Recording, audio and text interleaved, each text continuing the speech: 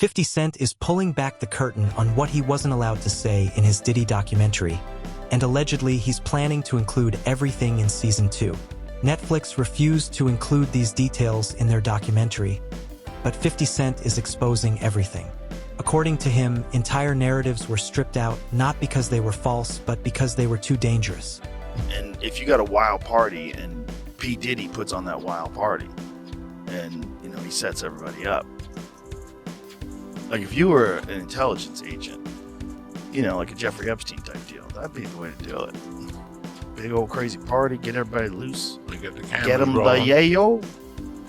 Get them the yayo. And everything else. Get them everything you need. Get fired up. Get those cameras rolling. And now you got everybody under wraps. What a twisted web some folks weave. Even if Diddy is behind bars, that doesn't necessarily mean his influence over the industry has disappeared. Allegedly, some top executives at Netflix were once close to him, and that connection is said to be part of why 50 Cent wasn't allowed to include everything he originally wanted.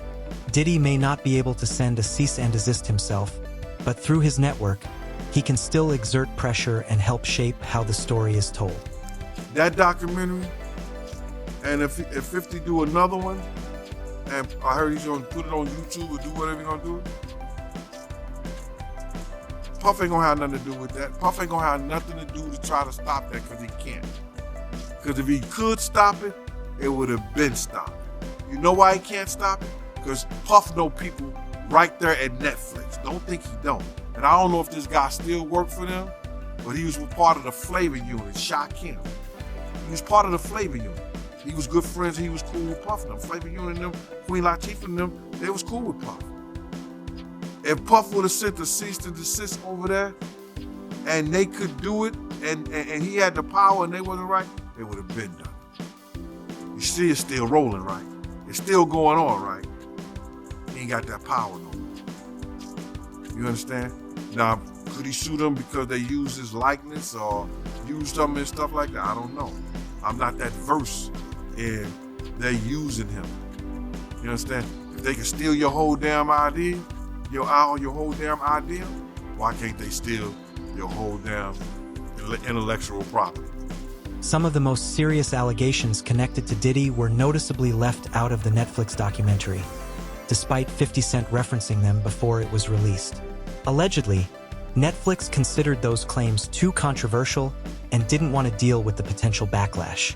This included the so-called freak-off tapes, claims about a list of celebrities who allegedly helped Diddy, and perhaps the most troubling omission of all, the voices and experiences of the alleged victims themselves. Also, like people that are elites, and that's their thing. Like their thing is to do something that is horrible, and it's not available to other people. So it's like, I think there's like a sickness that people have when they have power, like extreme power, and then what else can I do? What else can I do? What else is what else is taboo? What else is forbidden? Like all this Diddy shit that's coming out. Like I was just gonna say, doesn't that sound topical? Jesus Christ! The first day of the trial, did you pay attention to any of that stuff? I looked at it for like 10 minutes this morning. I was like, I gotta stop. I can't look at this. Well, what freaks me out is the people sitting in the courtroom listening to it. Right. And there's a wide spectrum of people that are getting subjected to it, and you just sit there and go. Yeah, well, not only that, how about the fact that this guy was running this for decades? He was doing this for decades. Who knows how many people, and everybody was scared to talk about it because he'd have them. There have long been disturbing claims and allegations about how young artists and child stars were treated when they came into the bad boy orbit. Over the years, figures like Justin Bieber and Usher have publicly suggested that troubling things were happening behind the scenes in the industry, adding fuel to ongoing concerns about exploitation and abuse of power. While these statements don't constitute legal proof, they've intensified public pressure and raised serious questions about accountability. The bigger issue now is whether the people who say they were harmed will ever see real investigations, real answers, and ultimately justice. For me, being that young and being in the industry and not knowing where to turn, and everyone, telling me they love me, and, just turn their back on you in a second. So yeah, it's hard because I want her to know that, you know, she can count on me, but at the end of the day, I don't want to, never gonna force myself to be in a relationship with her. It has to be natural, right? So I just kind of, you know, let her do her thing, and if she ever needs me, I'm gonna be here for her. But yeah, just protecting those moments, because people take for granted encounters, and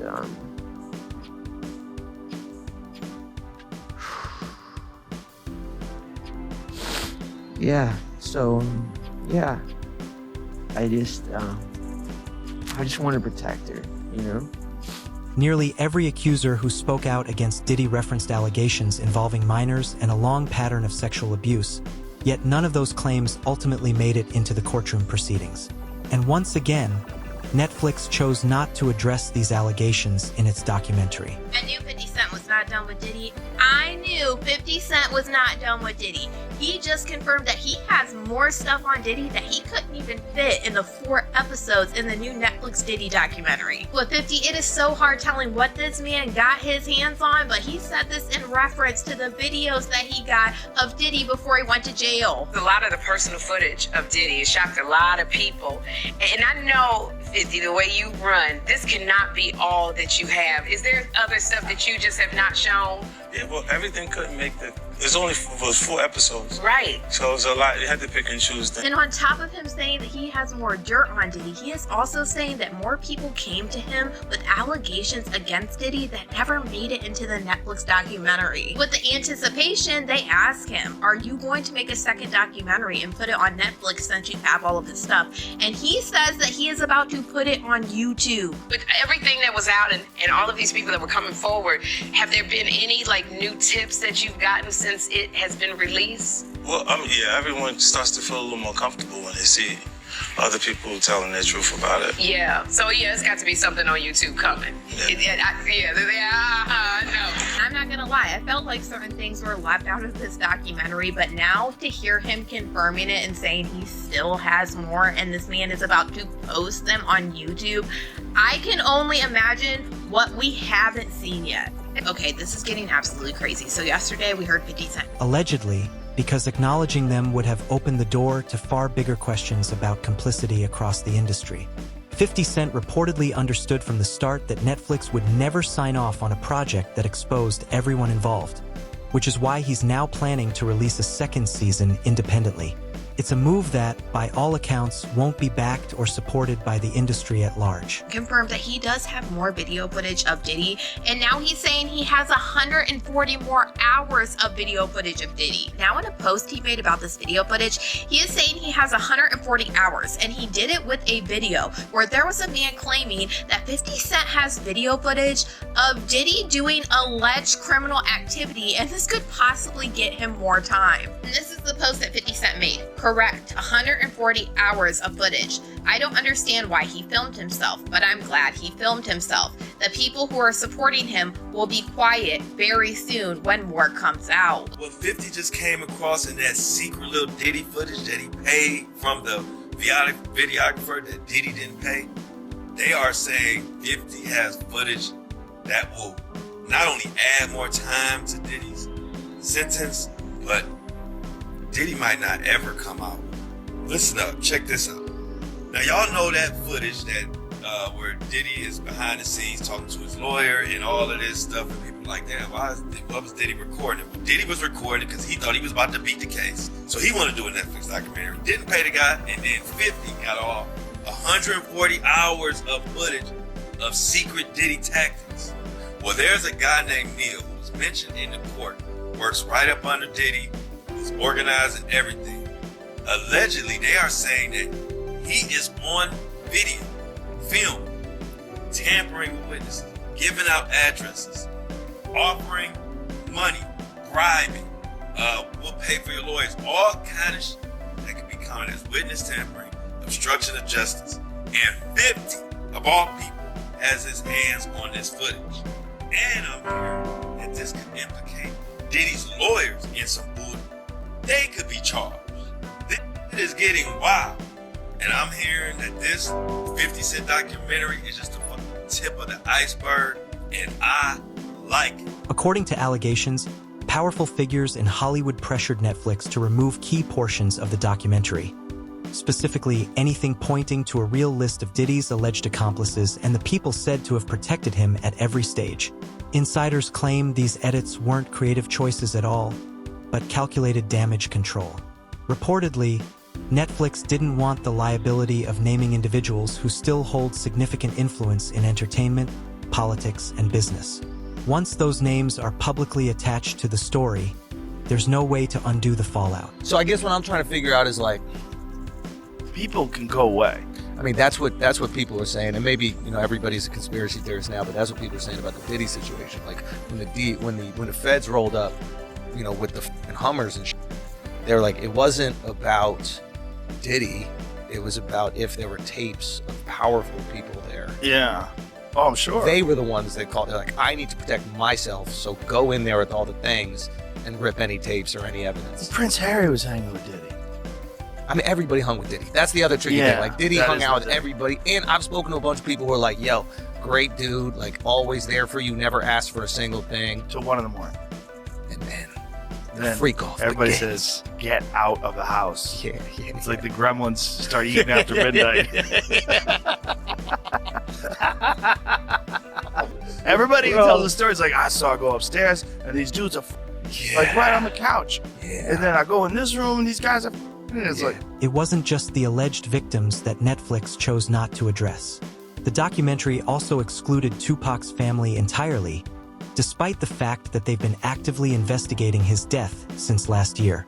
Tupac's relatives have publicly stated that they believe the truth was deliberately buried, arguing that money, fear, and influence kept witnesses silent for decades. They've questioned why certain key figures were never thoroughly investigated and why major leads were allegedly ignored. None of these claims or concerns were included in the Netflix docuseries. Court TV has just confirmed that the family of Tupac Shakur is investigating a potential link between the murder of Tupac and Sean Diddy Combs. This coming from attorney Alex Spiro, who represents Tupac's family. Now, this investigation had been previously reported by unnamed sources, but earlier today, Spiro confirmed to our Court TV team that he and a team of investigators has been hired. Sean Combs allegedly had business dealings with Dwayne Keefe D. Davis, who will go on trial next March for the murder of Tupac. This was back in 1996. Some have speculated that Diddy ordered Tupac's death. That, of course, is just a theory at this point, and we are monitoring the developments in both the Tupac murder trial and the federal indictment of Sean Diddy Combs. So a lot of information to come on that one. Even the claim that Diddy had direct contact with Tupac's family was left out of the documentary. In October 2024, Moper Shakur appeared on Piers Morgan and Censored to discuss the ongoing investigation, saying there was far more to the story than the public has been told. During the interview, Moper stated that Diddy personally called him in 2008 to insist on his innocence. Moper's response, according to the interview, was telling, asterisk, the truth is still yet to come out. Asterisk, none of this context or perspective from Tupac's family made it into the Netflix series. What's interesting to me about your involvement in this is that Diddy actually called you after an LA Times article in 2008 alleging he'd been involved in your brother's death. What did he say that day when he called you?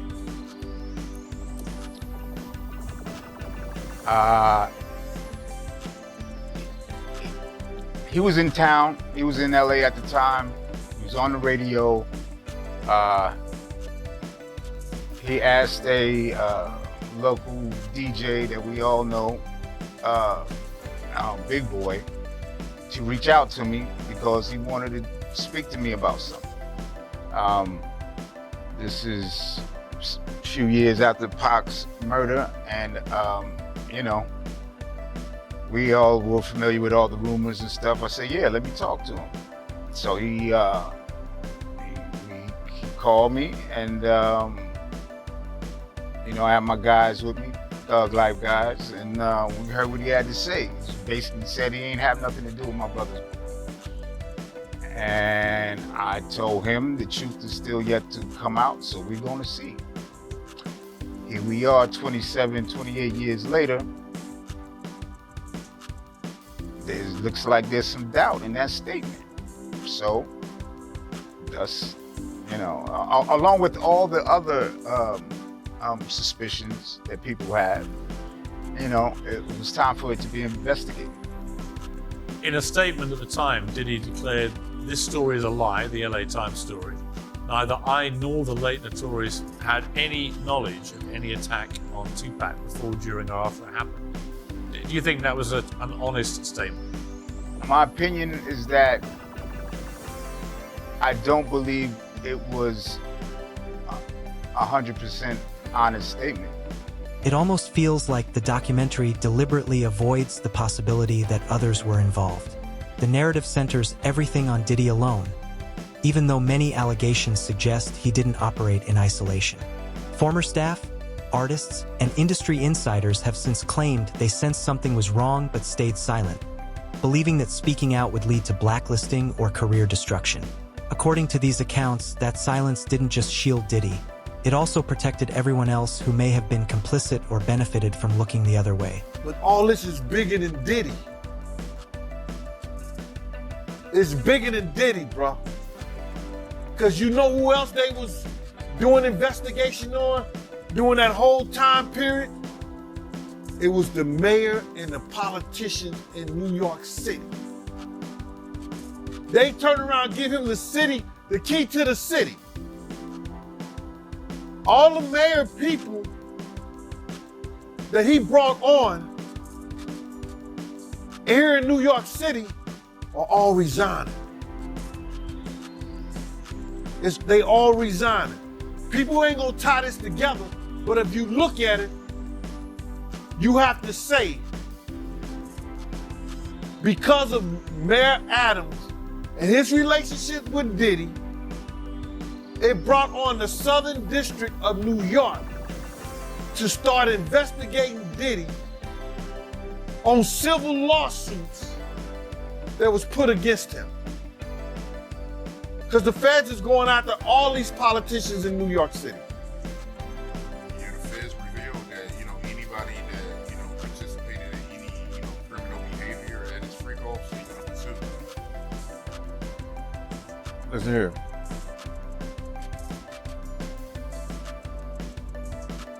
The mayor here take like 15 spoons of sugar in his coffee. So it's all a possibility. Do you think it's any celebrities on them tapes? Bro, he gave celebrity parties. So what you think? The rumors are that Diddy was running some kind of Epstein type deal where he was filming everybody, right? That's the rumors. Yeah, I don't know that there's anything other than that. The thing is, like, we're getting the rumors from the internet. And the internet thinks that the Taliban took out that bridge in Baltimore. So it's like, who knows? Who knows what's real? That's what Diddy's lawyers, I think, said. It was like that these are just trumped up charges. Not trumped up, I don't think they said that, but like bullshit charges. Dude, when Homeland Security invade your house, You got problems. with dudes with guns and body armor. There's Someone said that they weren't there to take stuff. They were there to delete everything. The real people that were there. Oh, that's funny. There was a lot going on. And then there's people that thought that Puffy was involved, and Suge Knight was involved. I think Suge Knight's the one who said the thing I just thought of. What thing? About that they were there to delete stuff. Well, if he really was filming everybody, I mean, he had a lot of people at those parties, right? You know who said Luke from 2 Live Crew? Yeah, he said he would leave early. Yeah, when Luke from 2 Live Crew is leaving early, like, you got a wild party. If what's happening is too f***ed up for Luke from 2 Live Crew? Like, check please. There's so many different stories. Everyone in the industry is now hating 50 Cent because of what he exposed. Executives who've spent decades protecting reputations. Publicists who polish stories and artists who turned a blind eye are suddenly facing scrutiny they never anticipated. That's why the backlash is so intense. They hate 50 Cent because he's exposing them and everything they ever did. Yeah, he got everybody going, man. He's getting a lot of backlash, man. Like, people are like mad at 50 for getting behind this thing. Well, see, the thing about it is that people are off their rabbit ass mind. And they gonna sit up here and they gonna say some stuff like, they try to make it up like, it's because of a girl, it's because of a woman. A man that can have any woman in the damn world, you understand, go any parts of the world, find beautiful women all over the world, that's willing to do whatever he wants to.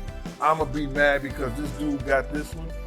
Nah, it's bigger and it's more than that. They don't wanna say it. A lot of these cats out here don't wanna tell the truth behind it. You understand? When 50 was out here, trying to get into, he was writing for most of Puff stuff. He was writing for artists, he was writing for different people. LL, Puff, whatever he can get money at, to do some writing and stuff like that. Jam Master Jay had him writing, something like that. So, Fifth was writing. Then when he did How to Rob the Industry Cat joint, he's supposed to be the next one to come out of New York. You understand what I'm saying? He gets in this beef, with Murder Inc., Ja, Irv Gotti, Supreme them. They try to eliminate him. Then Puff and the other people put a tag on him where it's that, don't let him make no money. Don't sign him. You ain't gonna have nothing but problems. You put a bad tag on him. You understand? He gotta go to the West Coast and Dre and Eminem to get his deal. You understand what I'm saying? So they put this tag on him to stop him from eating his craft. You understand? They try to kill him, you understand? Because they got a problem with him. And then you supposed to have some love for people who try to take you out of here, try to stop you from eating and everything like that. Diddy was a part of that too. He was a part of that. Diddy was part of a larger system, and while reports suggest he's planning to sue 50 Cent and Netflix for $1 billion, it's unlikely he'll actually do it, knowing that 50 could release tapes and evidence exposing him. 50 Cent's highly anticipated documentary on Sean Diddy Combs includes interviews with 2 jurors from Diddy's trial, accusers who spoke on camera, and personal footage Diddy allegedly claims as his own, which his team says was documented by a personal videographer since he was 19. Netflix reportedly obtained the footage legally, despite a cease and desist letter from Diddy's lawyers, and the filmmakers suggest Diddy might even see it as one of the best documentaries about him, though he may disagree with parts. 50 Cent has openly stated he would go as far as contacting President Trump to prevent Diddy from ever receiving a pardon if convicted of racketeering, emphasizing he won't back down. The documentary also reveals uncomfortable truths about the trial, showing how one juror, starstruck by Diddy's fame, may have influenced the not guilty verdicts, while another juror, unaffected by celebrity, questioned why Cassie stayed in the relationship, highlighting her lack of options due to financial, personal, and professional control, threats, and intimidation that prevented her from leaving, demonstrating a complex trauma bond. The 4-part series exposes the mixed verdict, guilty on prostitution charges but cleared of racketeering and sex, trafficking, and challenges viewers to consider how fame, silence, and industry complicity shaped outcomes, showing that Netflix avoided key truths.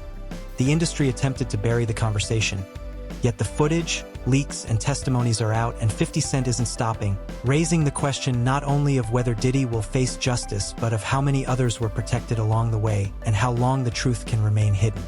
50 Cent's highly anticipated documentary about Sean Diddy Combs is officially here. And we hear from 2 jurors from the Diddy trial, some accusers who spoke out for the documentary, and 50 Cent got his hands on some footage that Diddy claims belongs to him.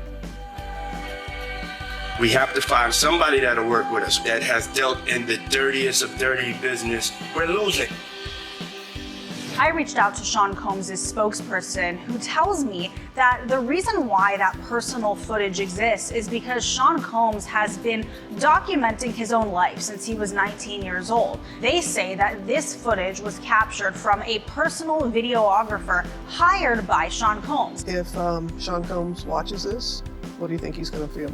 Like, wow, this is amazing. I think he's gonna say this is the best documentary I've seen in a long time. Because you'll see people saying that. I mean, he may feel a different way about pieces and bits of it, but he knows the truth. His lawyers even sent a cease and desist letter to Netflix, which I have obtained. I reached out to Netflix and they referred me to a statement from the documentary's director who says, quote, "It came to us, we obtained the footage legally and have the necessary rights."